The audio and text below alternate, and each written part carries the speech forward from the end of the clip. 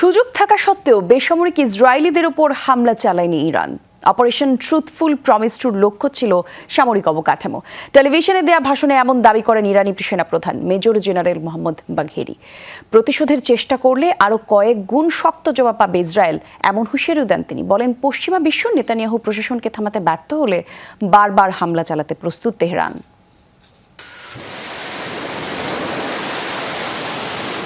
ইরানের পাহাড়ি মরুভূমি এলাকা থেকে ছোড়া হচ্ছে একের পর এক missile. Operation truthful promise two এর লক্ষ্য ইসরায়েলি ভূখণ্ড। গাজা ও লেবাননে তেল আবিবের আগ্রাসনের জেরে বেড়ে চলা উত্তেজনার পারদ চড়ল নতুন উচ্চতায়।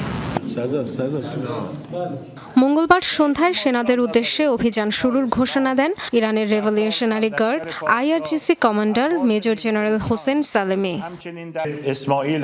তেহরানের শহীদ যোদ্ধা ইসমাইল হানিয়ার রক্তের মূল্য, ইরানের সার্বভৌমত্ব লঙ্ঘন, হিজবুল্লাহর মহান নেতা হাসান নাসরাল্লাহ হত্যা, গাজার নিষ্পাপ শিশুদের রক্ত ও লেবাননের নিরপরাধ মানুষের উপর হামলা, এসব কিছুর প্রতিশোধ অপারেশন ট্রুথফুল প্রমিস টু। আল্লাহর উপর ভরসা রেখে শুরু করছি।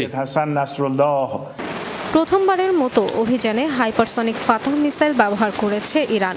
IRGCর দাবি, লক্ষ্যবস্তুতে আঘাত এনেছে 90% ক্ষেপণাস্ত্র।